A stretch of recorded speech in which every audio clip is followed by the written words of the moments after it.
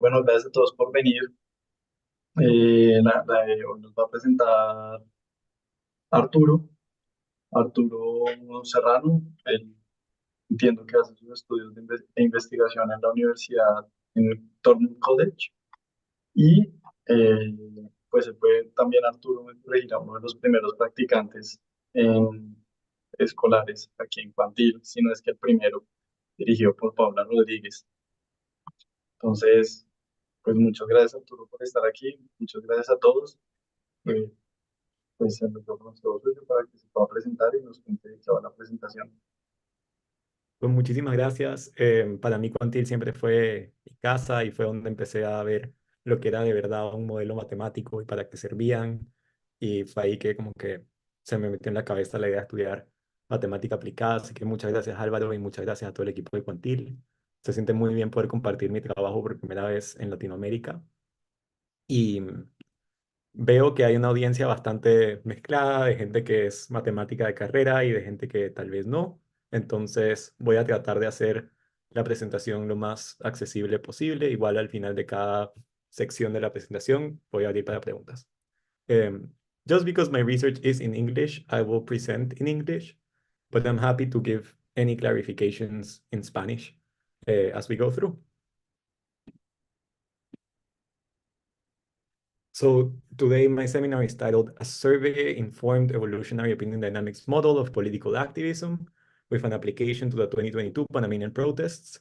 My name is Arturo Serrano Herrero. I work under Professor Olivia Chu at the Math Department at Dartmouth College. So today I'm going to do just a very brief introduction to try to get us all up and like how I got into this type of project in the first place. Then I'll do some basic background on like what areas of math I thought mapped to protest in the clearest ways. I'll talk about our original model, which is the conviction moderated model. Then we'll talk about those models' results and what they teach us about the real world and what they teach us about how we go about simulating protest.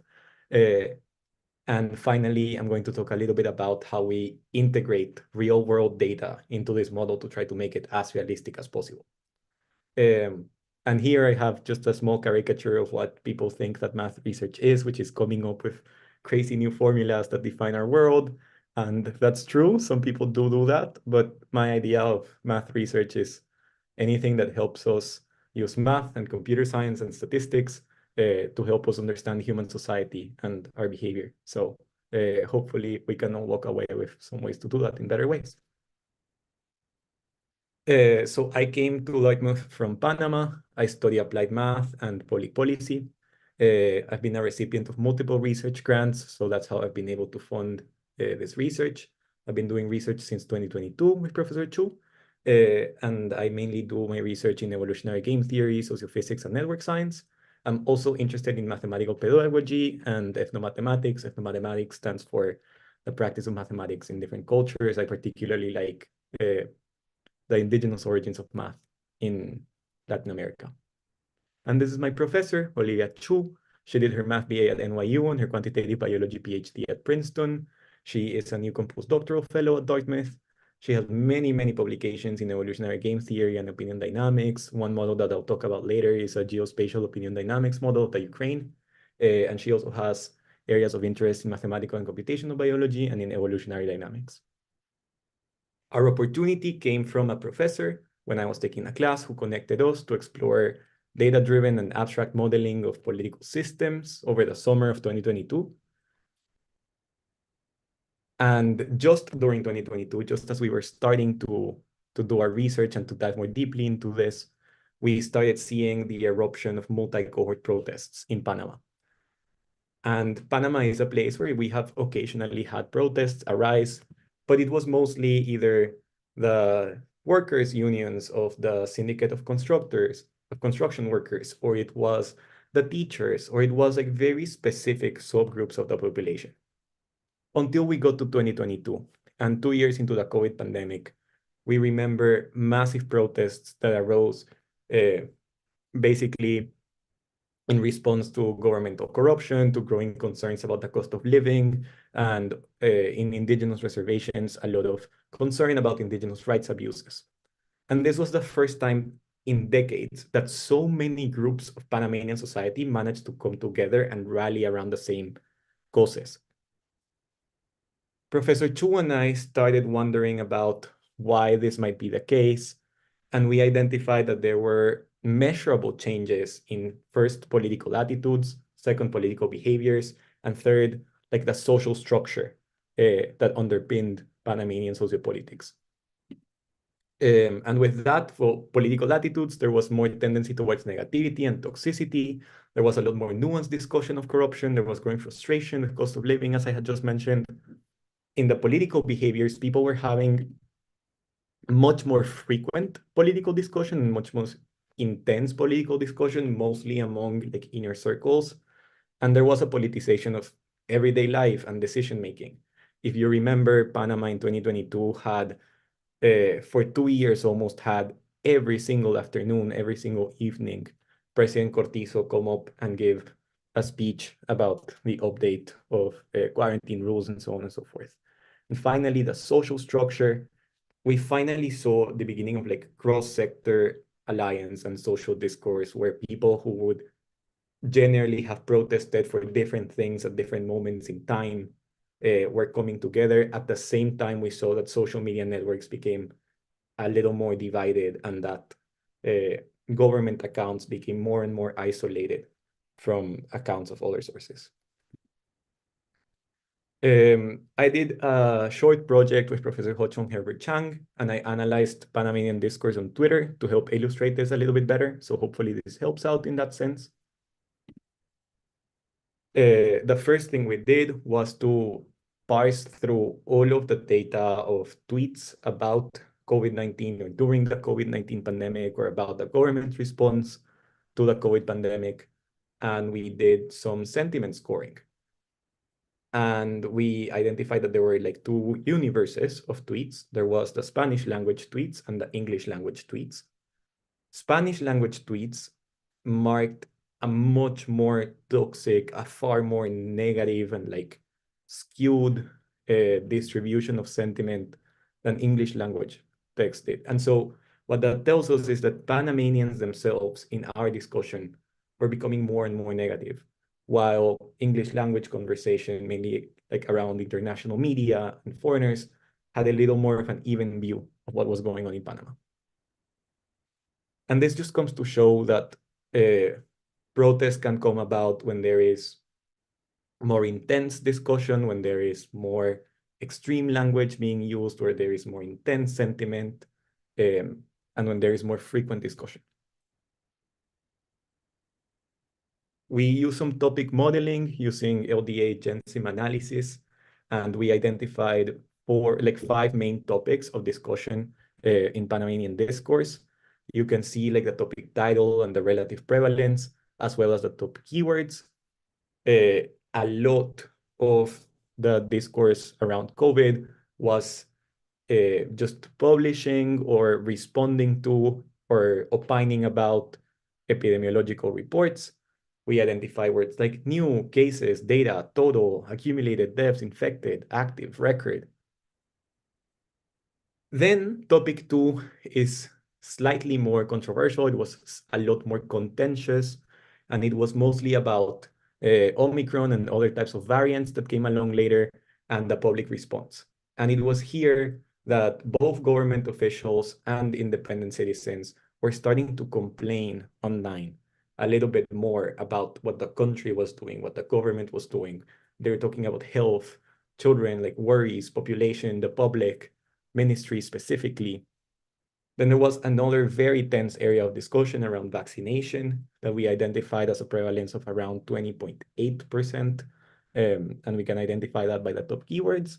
And finally, there was a lot of discussion, a lot of tension around biosafety advisory, in like follow safety measures, virus, reinforce safety measures, the mask, unity, avoid, important, so on and so forth.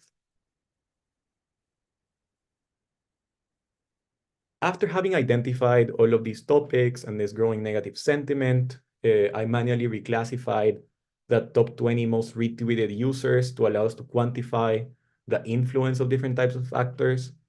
And so Panamanian actors were clearly dominating the opinion in Panama, which is interesting.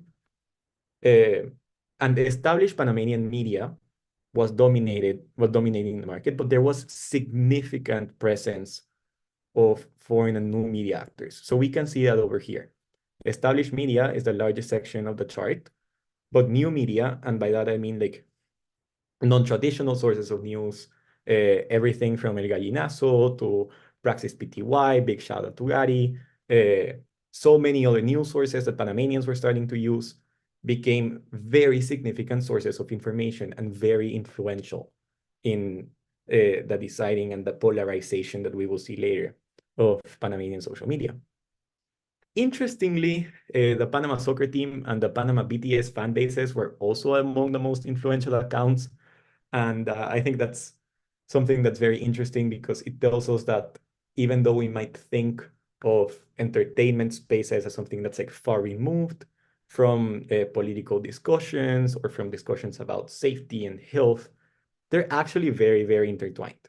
And Professor Chang, who helped me with this project, has a publication about how BTS fan bases around the world were very central to the response and how when BTS retweeted certain like World Health Organization messages, they managed to reach so many more people. A little message of this that will be a repeating message throughout this seminar, hopefully, is that if we use data science correctly, if we leverage math and data science and graph theory and so on and so forth, we can learn things about society and about our social functioning and about what actually creates cultural change that we would have gone unnoticed otherwise. I think these are cool plots. I will try my best to explain them. But basically, they are centrality plots and networks plots. Every edge between different nodes represents that a Twitter user retweeted someone else.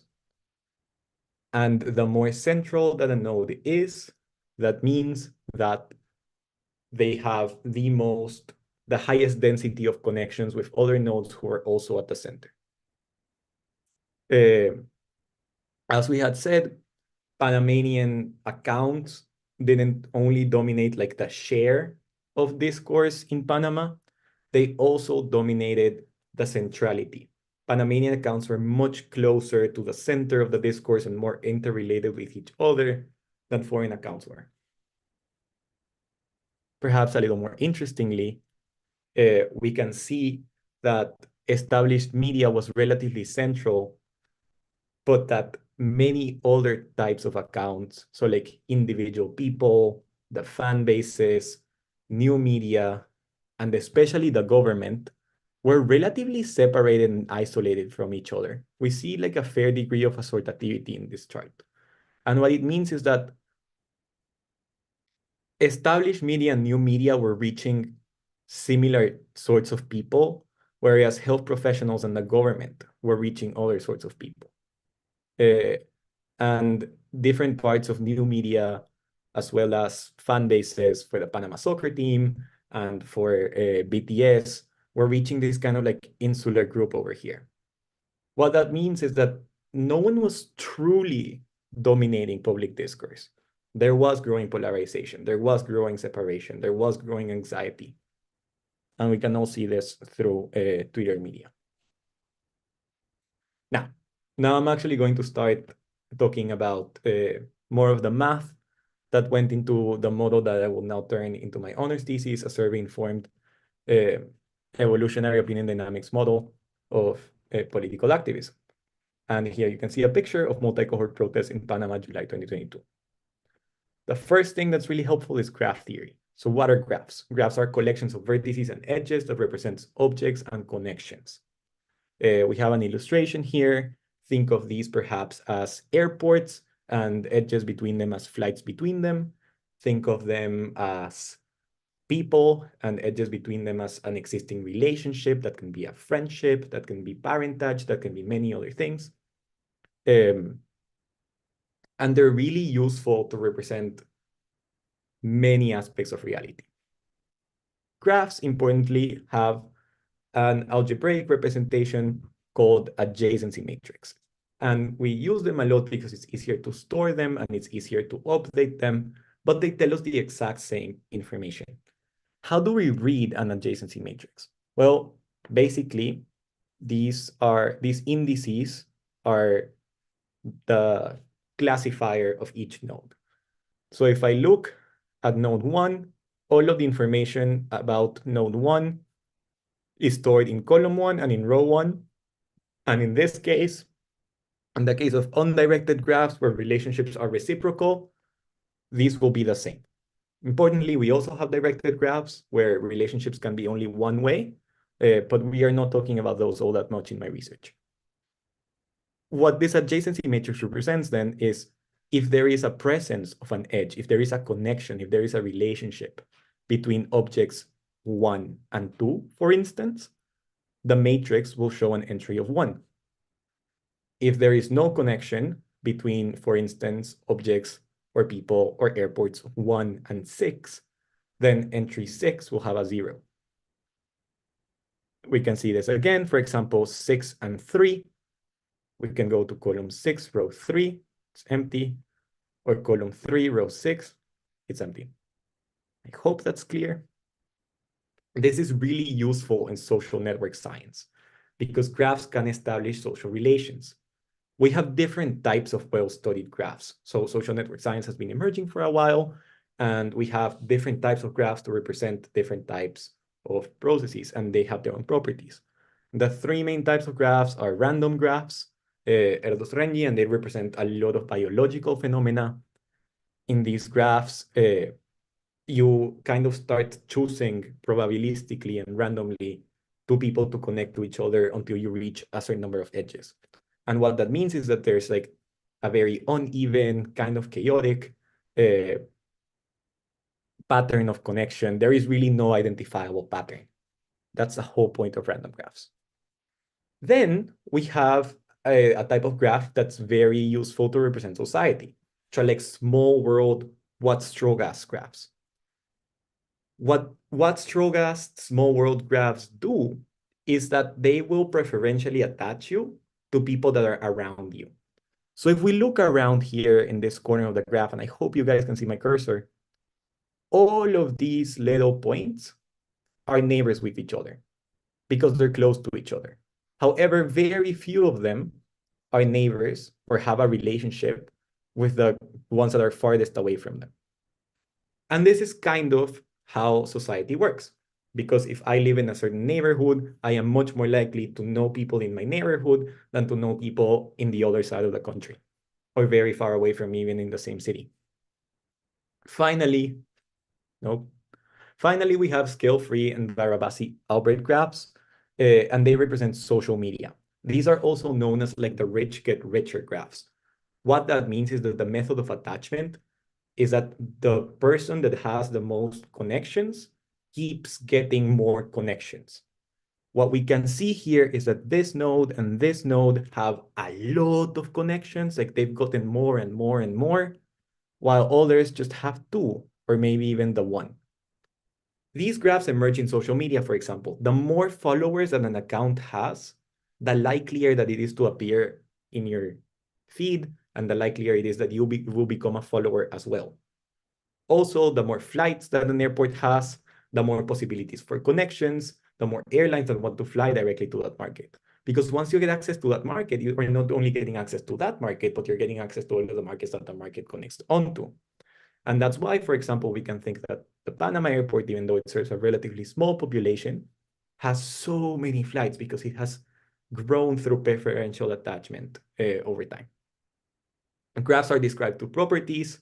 These are known as like assortativity, transitivity, propinquity. If I say these words later along the presentation, what they mean is assortativity means similar nodes, because similar points in the graph can have certain characteristics, are more likely to be connected or are more likely to be like compacted into a certain region of the graph. Transitivity is also known as closeness. This is the property that refers to once 2 nodes have connections with each other, or if nodes 1 and 2 are both connected to 3, what is the likelihood that they're connected to each other? So basically, if there exists a relationship between one node and a third and another node and a third, are they connected as well? The more transitive that a graph is, the more that it looks like a Watt-Strogas graph. The less transitive that a graph is, the more it looks like a random graph or scale-free. Propinquity is the relationship between distance and neighborhood likeliness. So basically, is it a very distance respecting graph? Are most of my neighborhoods very, very close to me? Or is it a graph that doesn't really abide by this? And do I have most of my neighborhoods very far away from me?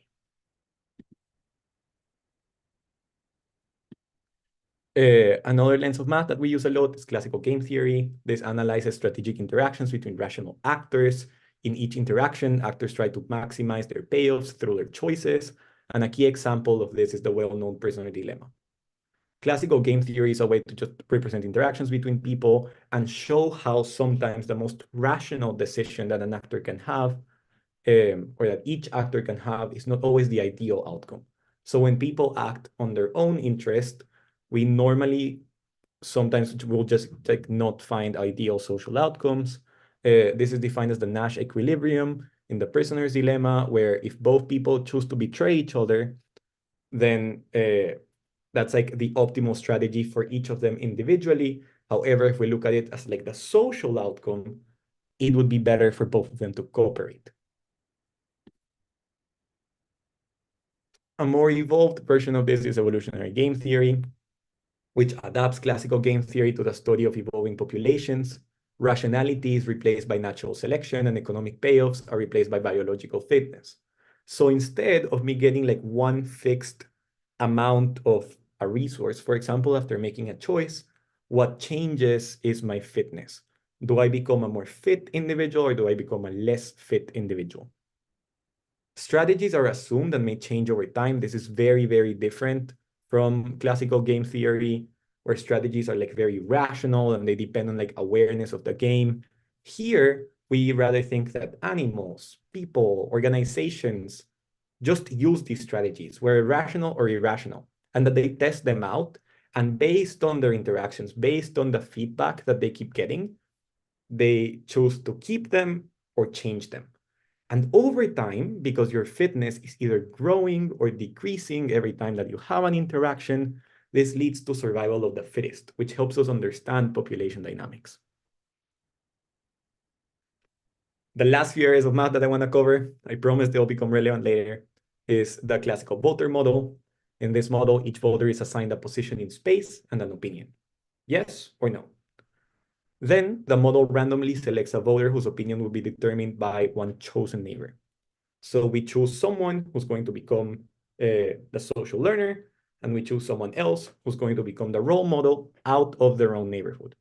What this means is that we have people changing their minds based on the opinions of those around them. The model tends towards consensus, but it can also display coexistence and clustering. What that means is that overall, the model will try to get everyone to have the same opinion. However, there are instances where the two opinions can coexist in separate clusters. Like this region will believe something, and this other region will believe the opposite. The underlying graph, like the structure of these connections, is what really governs these behaviors.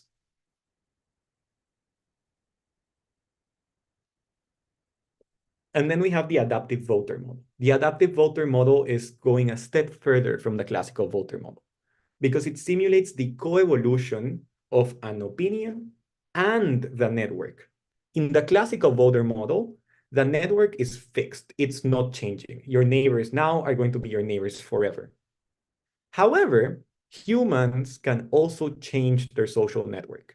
If I am in very strong disagreement around the most important topic affecting our society with Professor Chu, our relationship might weaken, or at the very least, we might stop influencing each other as much in our political thought.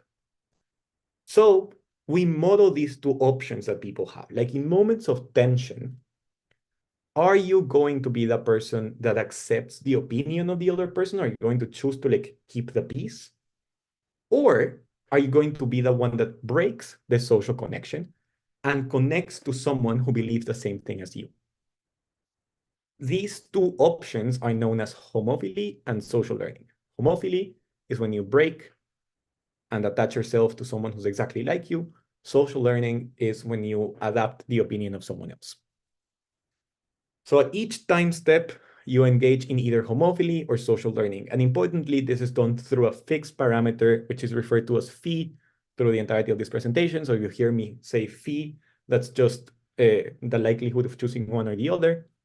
And this parameter, only this parameter, governs whether the outcome, like the final graph, the consensus state, the long time limit of the graph, is opinion convergence or opinion divergence. What that looks like is that if we start like a graph below here, the one that says coexistence, where people have different opinions and they're all bound together, the adaptive voter model will push them either towards consensus, where everyone ends up with the same opinion, or towards fragmentation, where there are small groups representing each opinion. And these are likely going to be, the likelihood of consensus towards one state is proportional to the initial share of each opinion. And the sizes of the fragmented end populations are also going to be in the limit of many, many, many simulations, also proportional to what the original distribution is. What this truly means is that very small changes in people's likelihood to be very tolerant and very open-minded and accept what the other person is saying and change their minds, or to never change their minds and always try to find someone that's like them. Very small changes in this can lead to vastly different reconfigurations of social groups and social opinions. How does this relate to political activism? Well, political conversations behave very much like games, right? Our political opinion is our strategy, and the outcome, which resembles payoffs, influence our conviction. What does that mean? That I can go into a conversation with my opinion and walk away from that conversation feeling either more or less confident in what I originally believed in. And this can be modeled a little bit as the fitness concept that we talked about when we talked about evolutionary game theory. I become either more fit because I am more confident, and thus I am more likely to keep using that structure, that strategy that got me there in the first place, or I become questioned. I become discouraged from holding that opinion because constantly I'm receiving negative feedback from the people around me.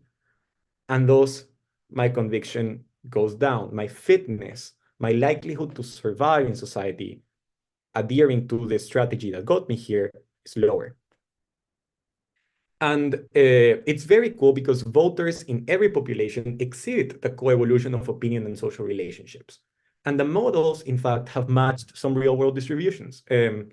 It's pretty cool. There was a relatively old paper where they found that if you use the adaptive voter model on religions with certain distributions of many years ago, you would end up with very close to the relation between different faiths that you have today. So that's pretty interesting. However, opinion dynamics modeling, in my opinion, in Professor Chu's opinion, remained relatively simplistic. And in order to truly say something about any one subject in particular, you had to make them more realistic. You had to adapt them more to what's actually going on. Because I can assign the yes or no opinion to anything. I can say yes is Republican, no is Democrat. I can say anything about it. But as long as the math is the same, I'm not really saying anything about partisan affiliation in the United States. I'm only saying something about the type of model that is underlying all of this. So Professor Chu, in her dissertation, talked about the spatial polarization in the Ukraine to help us envision more paths to make these models better. In particular, her dissertation deals with how the original distribution of people, their connections, and their opinions has very important outcomes later on. I hope this is understandable. And this is just a little bit more of the same. People based their relationships based on their opinions, and they change their opinions based on their relationships. Both things are true simultaneously. But the big lie about the adaptive voter model is that if you remember correctly, all of your neighbors are equally likely to influence you. And you are equally as likely to choose to adapt as anyone else. And this is not necessarily true. At least I don't think it's true, right? At some moments in my life, I am more open-minded than at others. Sometimes I develop more confidence in an opinion over time. Sometimes I develop less. And depending on at what time you meet me, the same individual, I am more or less likely to adapt. Similarly, perhaps I am a more stubborn or a more open-minded person than someone else. Sometimes inherent characteristics of the self go into how confident we are in these opinions, and they can govern our behavior. So introducing heterogeneity, introducing this like individual freedom, it's still stochastic, it's still like probabilistically determined, but introducing this like level of individual difference, level of agency, level of like allowing previous experience in the model to impact future behavior and not just keeping it as a mean field forever, allows us to have more realistic simulations. And this is where the idea of like using conviction moderation on the adaptive voter model, making people's likelihood to change their mind or change their network at all in the first place depends on where they are at with themselves, whether they feel very comfortable in their opinion or whether they do not.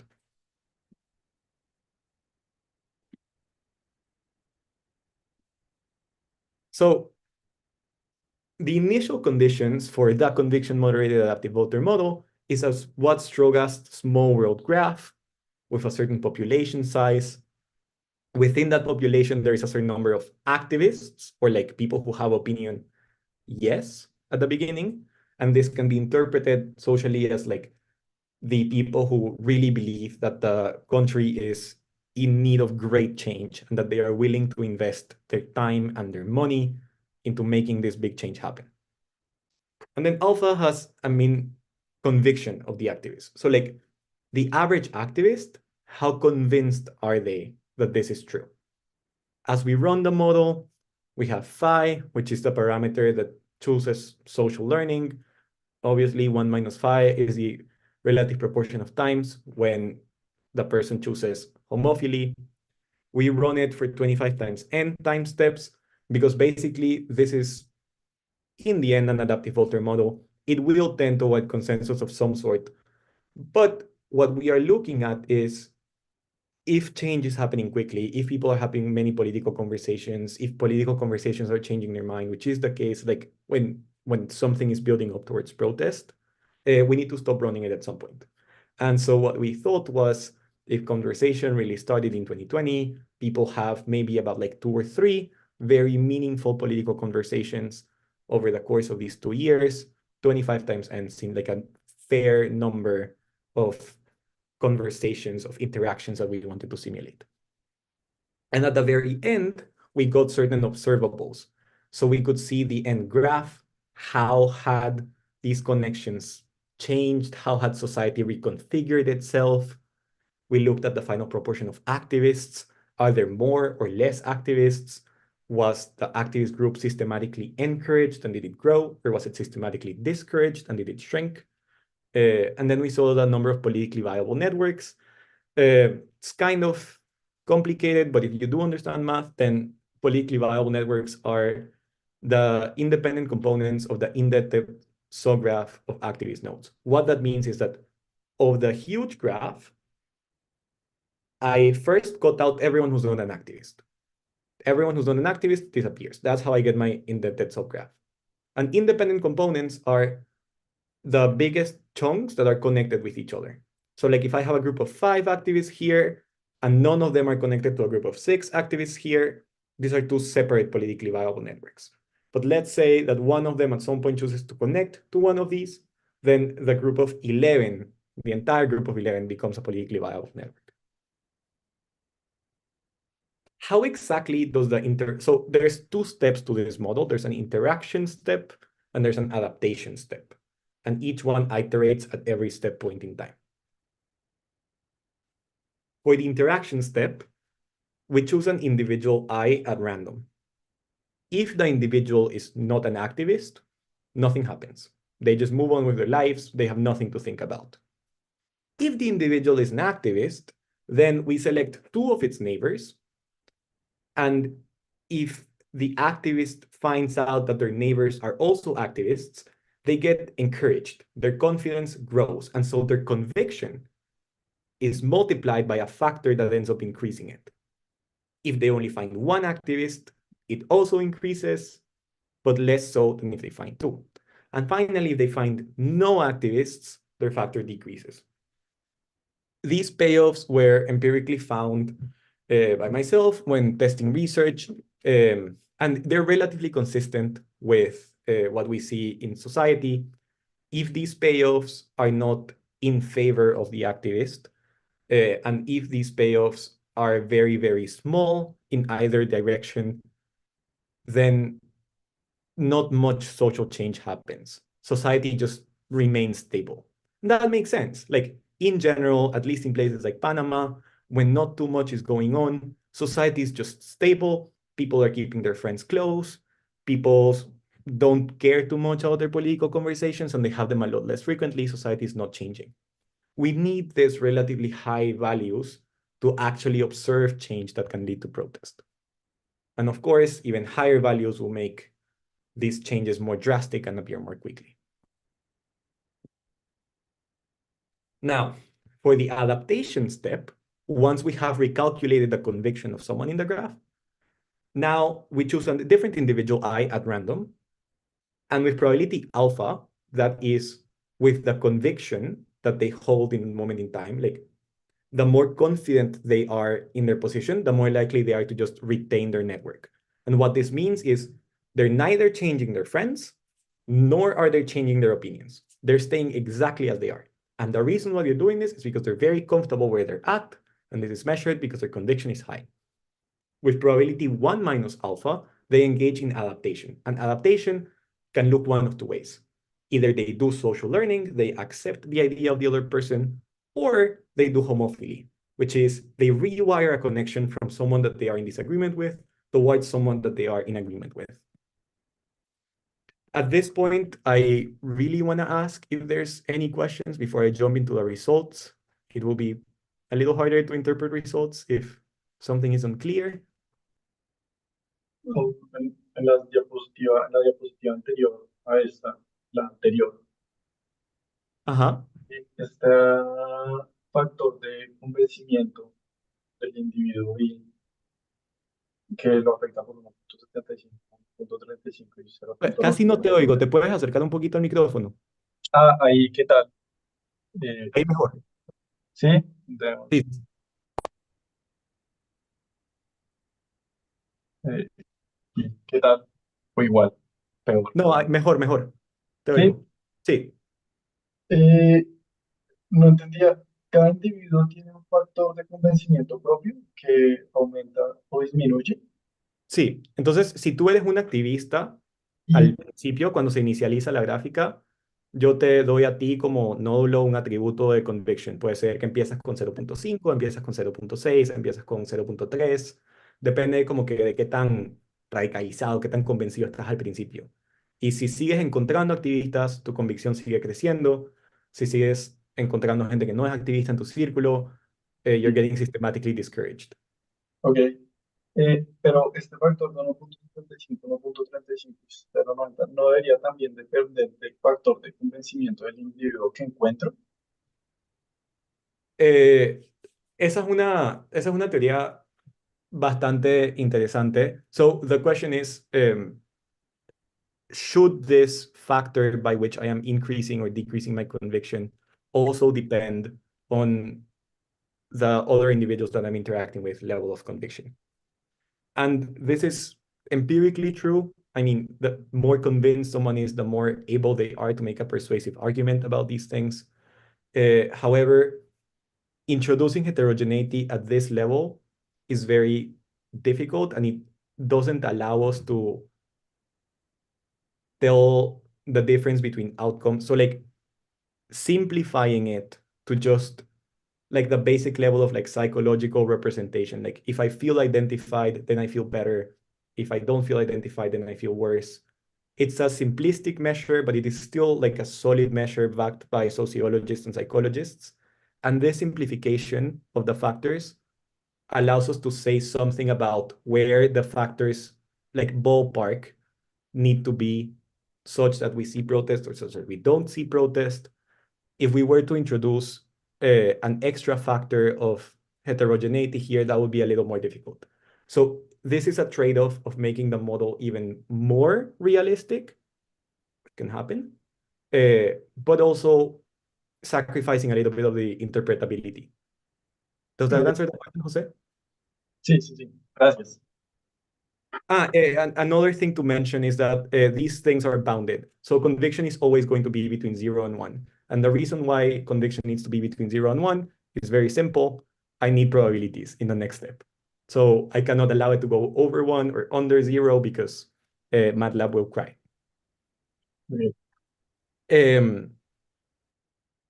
What you were saying, though, about taking into account the persons I'm interacting with level of conviction to determine my own conviction, we do integrate into the adaptation step.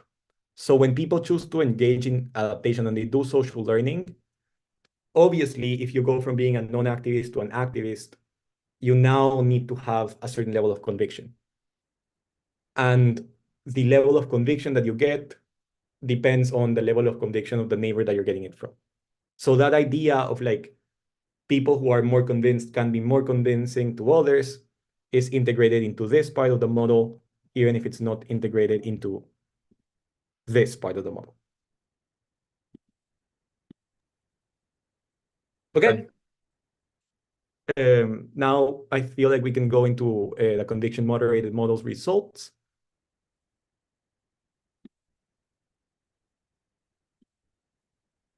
Now I'm gonna tell through these graphs a little bit of like a qualitative story of mobilization through visualizing networks. In most cases, even with the higher payoffs that we have, activists are systematically discouraged as the limit approaches long time. So the more time I give the model to run, the more that they're going to find the activists and discourage them over time and build it down, which makes sense. Like protest and public sentiment tends to die out over time. That is the general tendency. So if, let's say, a crisis happens and suddenly there are like differently convicted people around the graph, and in this case, light green represents an activist, but like an unconfident activist. Regular green represents like someone who's like pretty much an activist, and forest green is like deeply convicted activists. Over time, in different types of random graphs, we will see them disappear. Here we only see 3, here we only see 1. But we see that when the model strongly favors homophily, as might be the case during times of strong shock to political systems, we see that politically viable networks emerge and they remain isolated. So in society in general, if payoffs are not that important, if what we're talking about isn't really likely to change my mind all that much, we stay as we are. But in cases of political shock, in cases like we can think of the COVID pandemic and where people were talking a lot more about corruption, they were caring a lot more about these issues, then the model, by favoring homophily, allows for the establishment of isolated populations that reinforce each other. And here we see that phi is really what's dictating whether the outcome has or does not have politically viable networks. There is what we call a phase transition after 0.575, after which politically viable networks become exceedingly rare, regardless of the starting population. We also note that the number of politically viable networks tend to be very proportional with how many people we have at the very beginning. And what we see is that higher homophily is associated with higher counts of PVNs, and that after a relatively average measure of homophily, we see absolutely no PVNs. Now, we also wanted to test how this varies for different values of X, so like different initial proportions of activists and different alphas, so like different average convictions at the beginning, to see how whether I had many, many more people who were activists at the beginning, those that make it so that they're like for sure here to stay, or whether it matters more that they're like very convinced from the beginning. And what we saw is that even with very, very, very small values of X, like 0.05, only 5% of people are activists, they can remain a politically viable network if alpha is high enough. That means that even for very small X's, an alpha can compensate for that. So if at the very beginning there's very few people, but all of the people that believe in these are very highly convinced, then they're likely to stay and consolidate into a politically viable network. Now, there's a mathematical finding and there's a sociopolitical interpretation, and this gap is the one that I will try to bridge right now. I found that phi is the strongest predictor of PVN formation. What does that mean? That homophily, some degree of intolerance, helps protest. If I am willing to stick to my opinions and surround myself with people who believe the same things that I believe, then social activism is likely to happen. If people do not do that, if people prefer to keep their relationships over rewiring them, then this does not happen. Also, we saw that PVNs tend are like most stable cliques in graph perimeters. That means like reassurance between activists is key to allowing the stability of protest groups or like political movements over time. If you don't have a network of people who believe the same as you and you like are constantly hearing this group will not survive. Evolutionarily, it is not a stable strategy. We saw that high initial alpha can compensate for low X. High initial conviction can ensure protest, even with minority opinion. I just explained that. And then higher X is not the only predictor of PVN formation. Protest is more than a numbers game. Importantly, the intensity and the social connections between the potential activists at the very beginning really do matter. Any questions on the results? Hi, Arturo. It's Olivia. Can I ask a quick question about the Yes. previous slide? So you say that phi is the strongest predictor of PVN formation, which means that homophily helps protest. What do you mean by some degree of intolerance? Oh, so homophily in a way, kind of like a way to understand it socially is intolerance. Like if I am overly willing to break social ties based on a difference of opinion, that can mean that they're a little bit stubborn or a little bit intolerant. They're like more like a zealot, the higher your level of homophily individually. And the level of homophily in a society, the likelihood of a society to choose to prioritize social bonds or to choose to prioritize their individual mindset helps protest. So Right. Yeah. maybe intolerance is not the perfect characterization of homophily, and maybe we cannot define everyone who is engaging in homophily as intolerant. It's probably not the case, Yeah. but it's like kind of a way to see it. Like in the end, homophily is choosing people like you over people unlike you. That's true, but I think also the way that Holman Newman presented their original model was kind of saying that homophily, it's not as much about intolerance as it is that you just prefer, to be with Yeah. people, to connect with people, preferentially attached to people who have your same opinion. So it could be, an element of intolerance, but it could also just, for different people, the desire to be with people who are like them might outweigh that or might be, the main factor. Okay. Yeah. Yeah. Sorry Yeah. to Well, derail you. no. That's a very, very valuable clarification. I think most humans have like slightly homophilic preferences, regardless of whether they're stubborn or intolerant or not. But if you have like excessively high personal preference for homophily or excessively high homophily in a society, it can be like a symptom of intolerance. Sure. And that's what we see in redlining models, the Schelling model of like preferential racial segregation in housing markets, or like assortativity in other types of models. So yeah, I think that like True. the relative differences in homophily really affect how we can characterize it and understand it. And also in times of political shock, you might interpret homophily in a slightly different way. This is not just casual conversations and, connecting to one person over another. This is kind of like, people tend to get very polarized over these issues. So perhaps intolerance in this setting makes more sense than in a general setting. Yeah, yeah, yeah. Fernando, do you have a question? Sí, hola.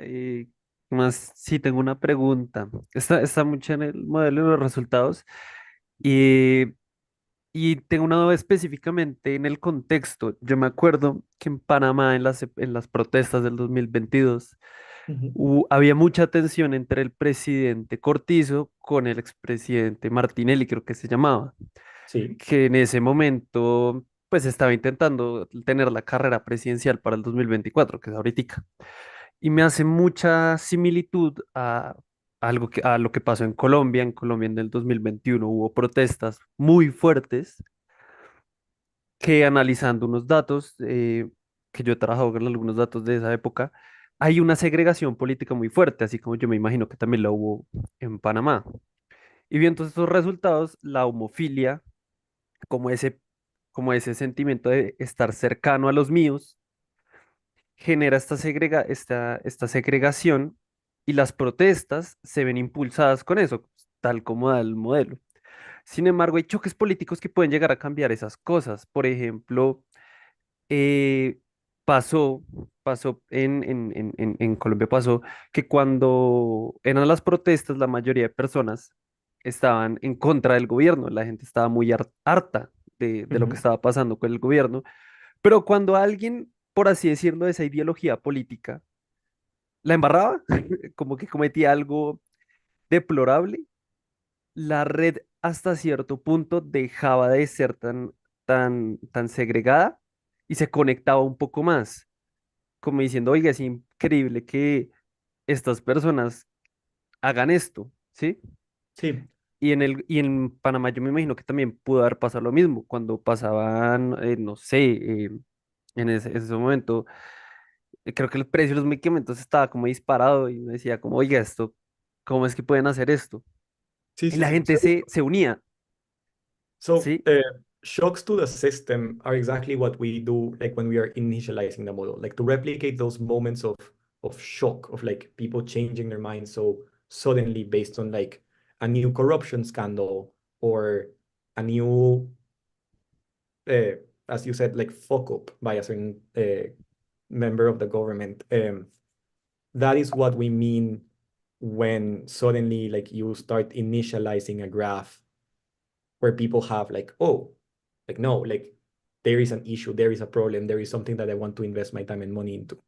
Uh, and exactly what you mean by when you're saying that like once these things happen, people start doing more homophily and so on and so forth. That's what the model tries to capture. Um, as for your question on how the like the pre-existing polarization according to political identities or other demographics, I will ask you to hold on to that because I have not yet gotten to the point where we integrate real world data into the initialization of the model, but that's very valid. One clarification I will make is that in my interpretation of the 2022 protests, and this is up for discussion, but I did talk about this to a lot of professors in Panama and to like other people engaged in like mediatic and NGO spaces.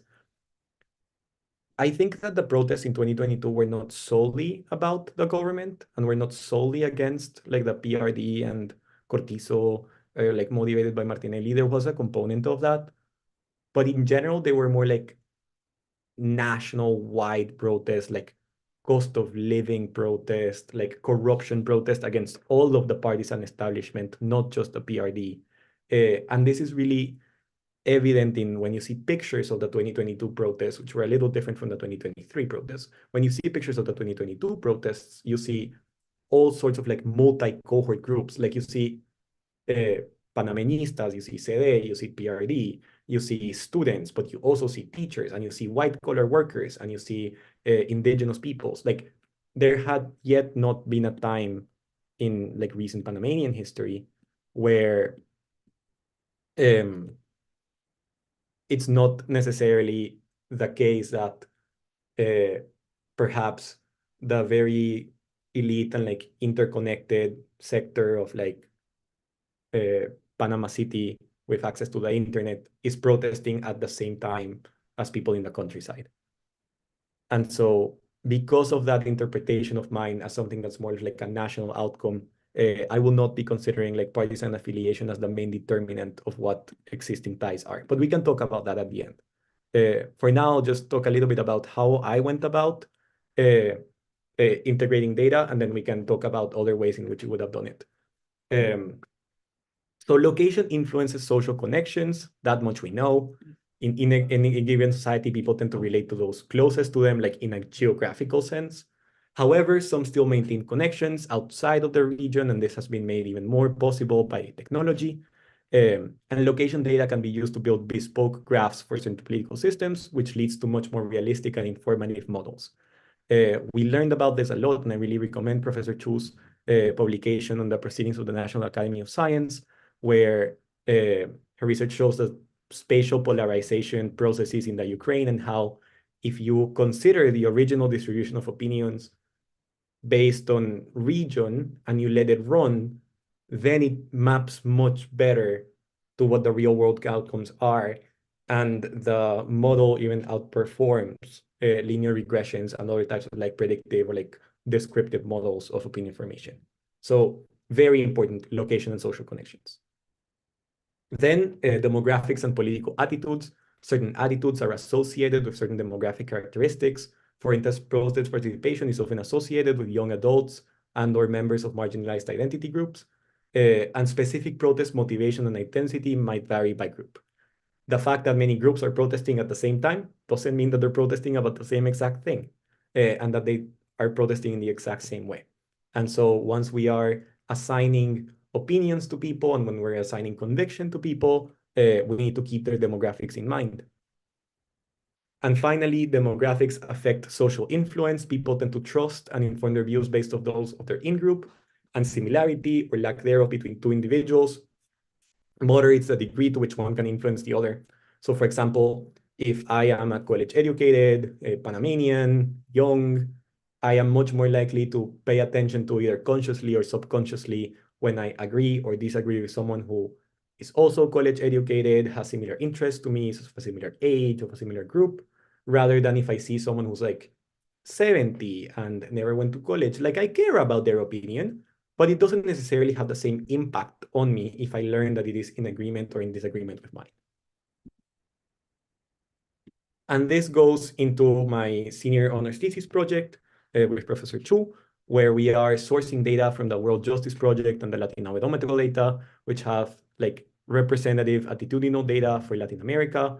It is very hard to deal with it sometimes, but it does exist. So if anyone cares like really a lot about attitudinal data in Latin America, we can use it. I'm sure that most people who work at Quantil already know this. So we use Latinobarometer data to get covariate matching. Importantly, Latinobarometer data has already published data from after the 2022 protests, so that's why it's useful. WJP only gave us from before, but WJP is a little more granular, it's cleaner, it's larger, and so our actual initialization is with WJP. For our initialization, we start by assigning the graph based on each individual's region. So we assume that like people have more connections within their own region of Panama. This is slightly less complex than what Professor Chu did. Professor Chu had like longitudinal and latitudinal coordinates for everyone. And what we do is we start with a small, like Watt-Strogast graph for each region. So in each region, like within each region, people are more likely to be connected to the people around them. Then we add all regions together, and using the stochastic block model, we rewire some edges from within region to cross region. And you can see an illustration of this here. Obviously, the population in Panamanian regions are not as balanced as here, but what this shows is generally what we see. People have, like, there's a lot of connections within regions, but there's also some connections across regions. And this gives us a more realistic initial distribution of connection. Then we have a survey-informed initialization of opinion assignment. Using Latino-barometric data, we create a covariate matching between 2 years, and that's what we see here with the dots. So like everyone is kind of mapped to whoever is most similar. And then we regress the changes of attitudes and the covariates to identify SATE by group. What that means is we see which groups were affected differently by the treatment, which in this case is the pandemic and everything that happened in Panama. And we use our findings. So let's say that we found an association between youth and going through COVID and coming out of COVID with higher support for protest or higher likelihood of participating for protest. We would get the results that we see kind of here. And the reason why you would use SATE instead of a simple like paired matching is that you don't have the same exact respondents to the survey in 2020 and 2023. So what this tells you is that like similar people or people belonging to similar groups, how were they affected over time? And this is used also in types of experiments where you can't have someone both be the control and be the treated group. So if you treated a group, for example, with like one version of a course or another version of the course, then you have to match students to the nearest peer and see how like similar students under different conditions actually performed. And lastly, one more thing that we do is to inform the survey interaction step. So we calculate pairwise similarity. Basically, we take the covariates and we take a score with weights. It's a weighted sum, and it is either above or below a certain threshold. And that classifies you as either similar or dissimilar from another person. And whether I find you similar or dissimilar, I get a slightly higher payoff or a slightly lower payoff than I would get in the same circumstances. And all of these changes make the survey-informed conviction moderate adaptive model work better because it really shows how it's much more like protest and social opinion dynamics are much more than a numbers game. It's not only the initial number of activists that matter. It's not only like how many people are willing to participate in this, but it's whether they are very convinced about this and whether they are like initially close to each other or where they are super far away from each other. Also, the model is good, I think, because it allows geography and demographics to really control the process. Groups can form according to pre-existing bonds rather than arbitrary bonds that might not have been there in the first place. And it also allows more heterogeneous patterns to emerge. So we can see like pockets of activism that are not only out in the outskirts of the model. And it's cool because we can always add more flexibility and specificity to the model. One of the things I like to say is that, for example, if we think that a culture is very respectful of elders, we can modify the similarity score such that if someone is very much older than you, then even if you're like dissimilar, their opinion weighs very heavily on you. And you can just code that in through different logic, allowing for all of that like flexibility and specificity. You can change the covariates that you're using. You can change the way in which you assign connections based on geography. You can make connections, as Fernando said, instead of depend on geography, you can make them depend on partisan affiliation if you think that like partisan polarization is more informing the underlying graph than anything else. And that would be done in a very similar way. Like you can take partisan data and based on the partisan data, make the small world SWOT-Strogas graphs and then join them all together. So it's a very flexible model. It's a very cool model. And hopefully once I am able to put this into a repository and publish it, it's something that other people can use to just strengthen their understanding of political movements. And that's it. Thank you so much. If anyone has any questions, I'm happy to answer, but thank you for staying all the way through this. I really, really appreciate it. Muchas gracias, Arturo. Si alguien del público tiene alguna pregunta. Arturo, I have a couple of questions, but I'll try to make it brief. First of all, congratulations on the job you've been doing. It's very interesting. I'm from Panama, and it's been very valuable to see it from this perspective, how reality has been playing out in 2022 protest. Right now, I'm interested in listening from your point of view, and also from a new media perspective and a civil society perspective. How do you think that the results of this analysis can be leveraged to create a more organized civil society?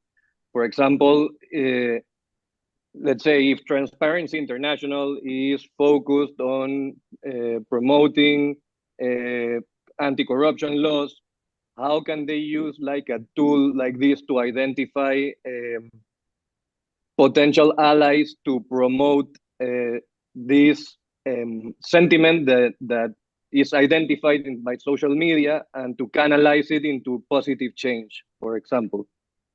Yeah, that's a great question. I will say I'm not a specialist of social media analysis. I did a short project with that, but Professor Chang is really the expert of it. What I can say is that if you want a new idea or a new way of like talking about a problem or proposing new solutions to a problem, and you want this idea to hold over time and to be consistent over time and to not be able to get discouraged over time by the partisan establishment or by the established media establishment, what you need to do is identify people who are close to each other and then give them the opinion, like get them to hold this opinion, or you need to make these people who are like separated from each other really come together. And this is where like social spaces and cultivating social relationships and conversations, making people feel like also like socially invested rather than just intellectually invested in an idea is really, really powerful. And so it is vital that Transparency International and any other set of NGOs identify the potential NGOs that are potential partners and start there, because there you already have a relatively convicted and a relatively interconnected underlying graph that can ensure that this position is held in perpetuity. So for example, in reaching out to ASPADE, for example, which is a group of like young, very committed to like human rights and democracy in Panama group, that's a natural ally, and that's a very interconnected group within it that maintains these social connections through social events. So big shout out to ASPADE. I'm a member, the Panamanian Debate Association. It's great. So we have to, first of all, build these communities where they do not exist. And this requires a lot of effort and a lot of investment. But if we do not build these communities that are self-contained and resilient, we cannot expect these like disruptive, either good or bad, but these disruptive ideas to really take a foothold in society. I hope that that answers the question. Yes, very much, Arturo. Thank you so much, and I'll let someone else do some asking. But I would love to keep our conversation going in another call. Perfect. I'll be very, very curious. Thank you.